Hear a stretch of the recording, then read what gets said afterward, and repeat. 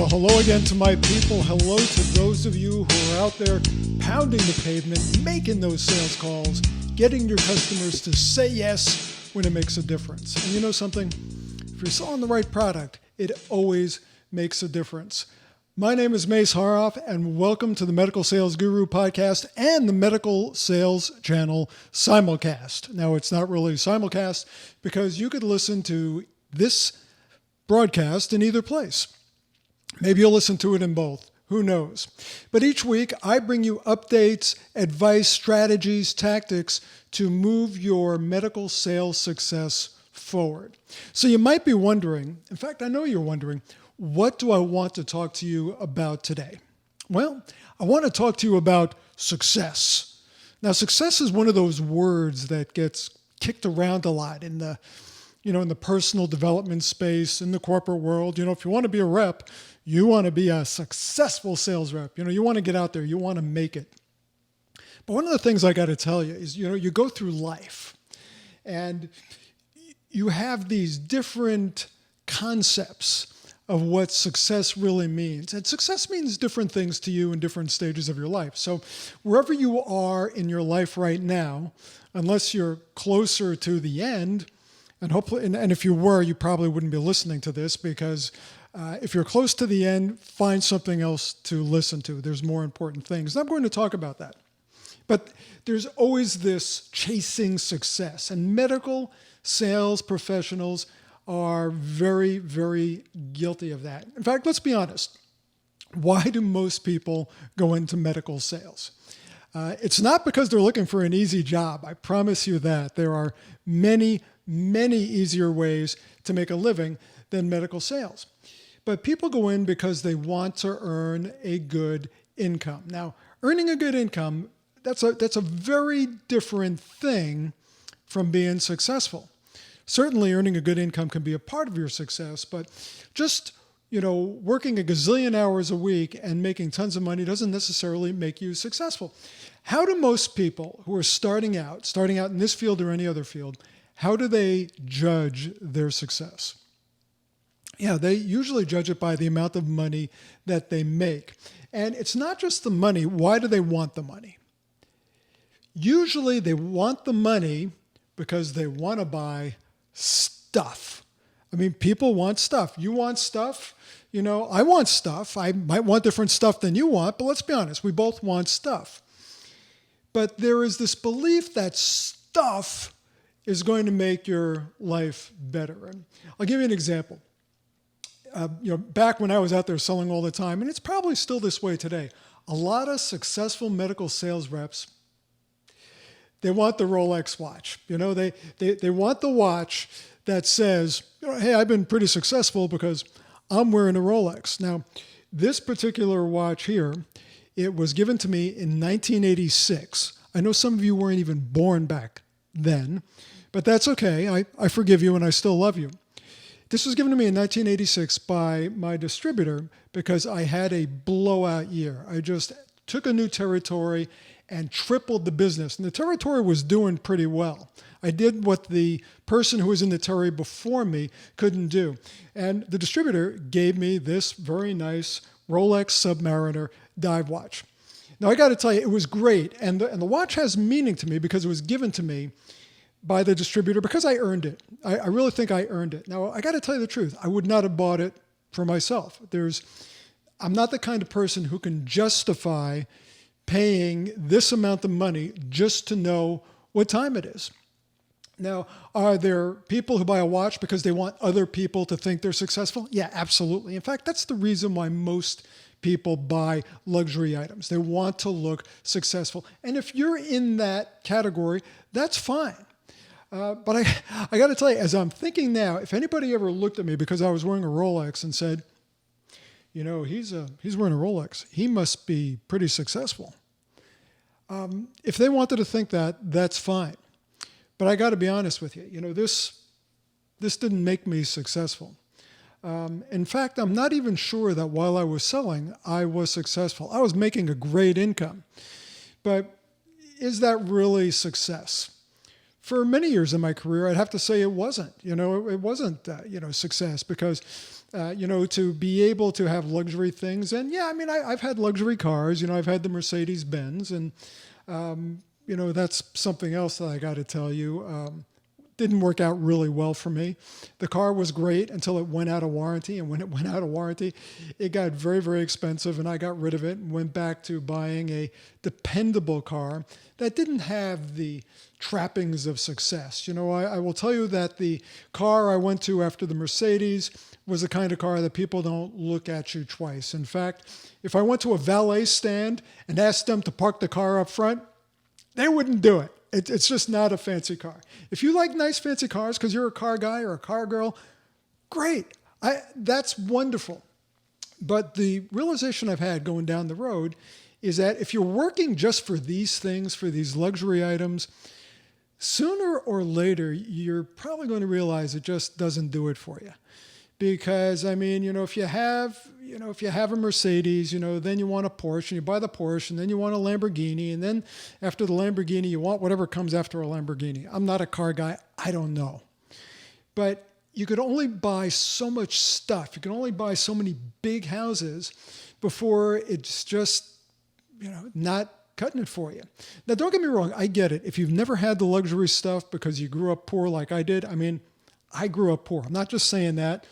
My mother, my father, my sister, and I lived in a one-bedroom apartment. I had a bed in the living room next to the piano. I slept next to a piano. Maybe that's why I love music so much, is because I had those piano keys just inches from my head.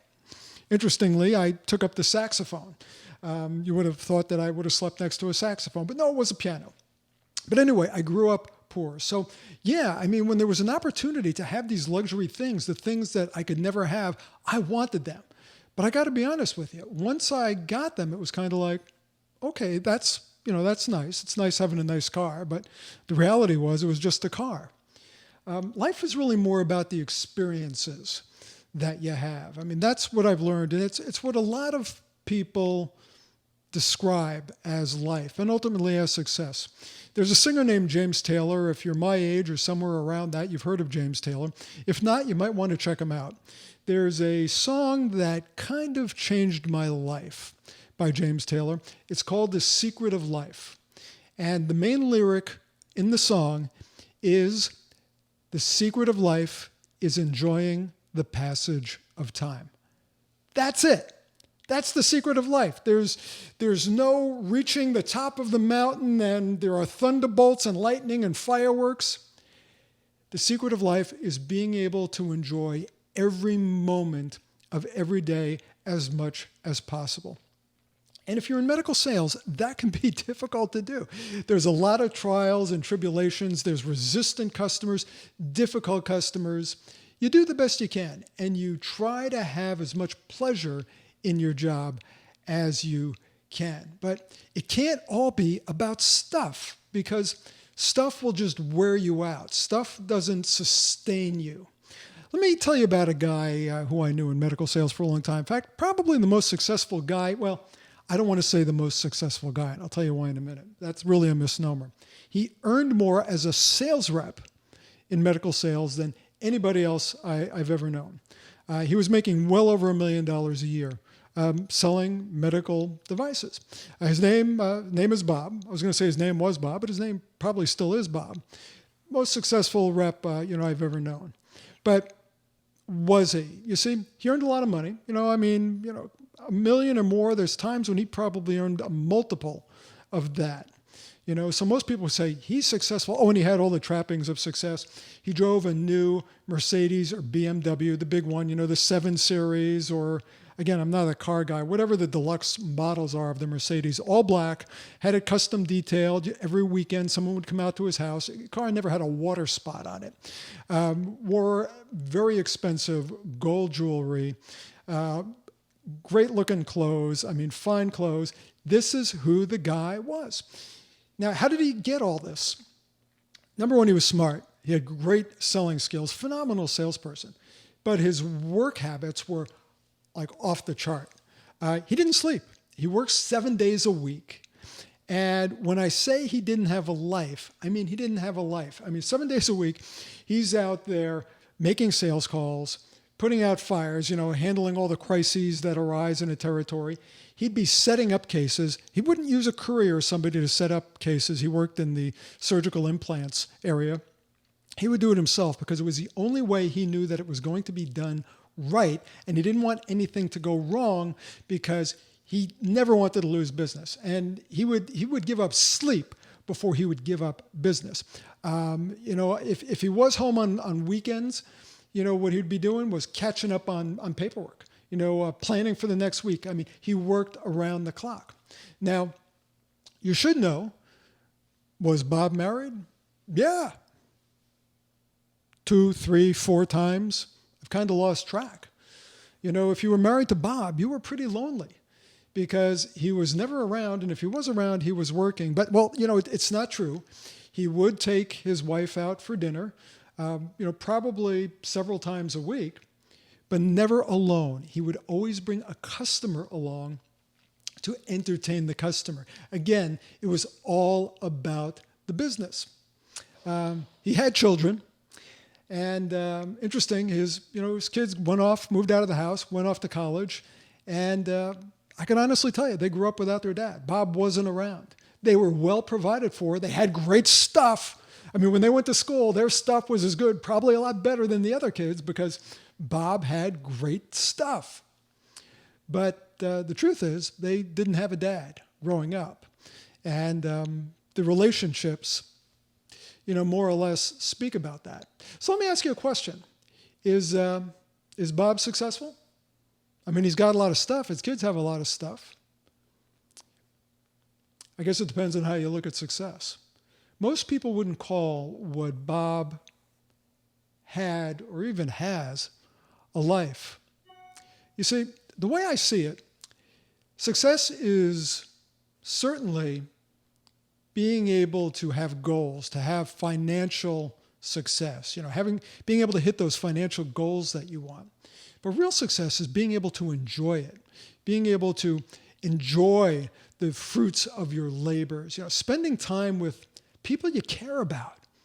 There's people in your life, hopefully there are people in your life that you do care about, whether it's your family, friends, whoever it is. And there's probably also things that you enjoy doing besides work. Now, if the answer to that seeming question is, well, no, there's nothing I enjoy outside of work, then you really need to get a life. I got to tell you, because work isn't your life. As I was taught by Alan Weiss, work is fuel for your life. It just allows you to do the things that you want to do, so you could spend the time with the family and the friends. And you got to have interests, things that you enjoy doing that make you feel good. And if you want to do them, you can't feel guilty about doing the things that make you happy. Because if you're not happy, if you don't fulfill yourself, you're going to be resentful of others. This has become very cliche, but a lot of speakers share the story now that when you're on an airplane, they give you the emergency announcement. And if the oxygen mask should drop from the ceiling, put your own oxygen mask on first before helping others. The wisdom in that is that you're of no use to anyone else unless you take care of yourself first. So if you're in medical sales, this isn't just to talk to you about success for no reason, but to make sure you have some level of, I hate to use the term balance in your life. People use the term work-life balance, where, as another friend of mine points out to me, work-life balance is bullshit. It doesn't exist. You're never going to spend as much time playing, having fun, enjoying your life as you will at work. Until you get to a certain point, you're retired or semi-retired. But just the way we work here in the United States and in most civilized areas of the world, you spend more time at work than you do at play. It kind of looks, something like this.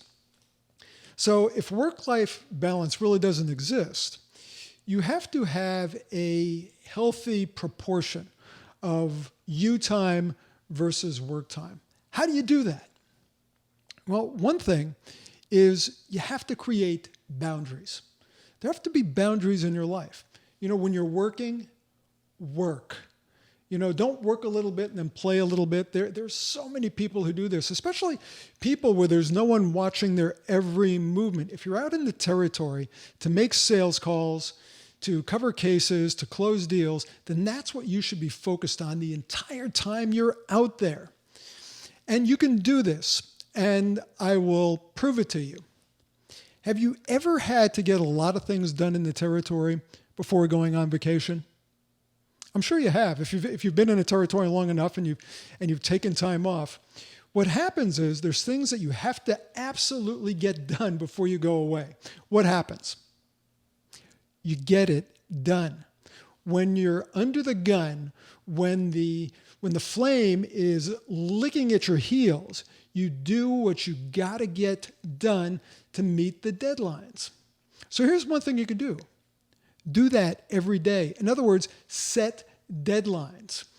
By all means, I believe in making the late sales call. If you have customers who are, let's say a doctor who's in the office at 5:30, 5:45, one of the best times there is to make a sales call because usually the pressure's off, you're providing a change of subject, and hopefully you're providing a good measure of value that makes that doctor or whoever that customer is feel better about the next time he or she is going to be facing patients or practicing medicine, however they do it. But when you're done with that, you need to disconnect. Go into your time off. And if you have call time, if there's times when you're on call for the territory, there's also got to be times when you're not on call for the territory. And when you're not on call, be off call. Focus on who you're with. Focus on what you're doing. This is how you put your own oxygen mask on first. And when I talked about going on vacation, what happens when you have a deadline like that is you become efficient. There is this forced efficiency. You need to think about your efficiency all the time. This is what planning ahead, planning your day in the territory is about, so that when you get out there, you know exactly what's going to happen. And there are contingencies if for whatever reason, something doesn't work out. Let's say you have a sales call planned and boom, you get in there, the call cancels. Okay, where do you go next? You're in a certain geographic area. Where's the nearest place you could go and have a productive 30 minutes, 45 minutes? What's your backup plan? Always have a plan so that you can be efficient. This makes all the difference in the world. Try to do more in less time. And also, if you want to be able to relax when you're not working, make sure you stay above quota. In fact, well above quota. Now, I got to tell you, if you're selling a decent product, it's not that hard to hit quota.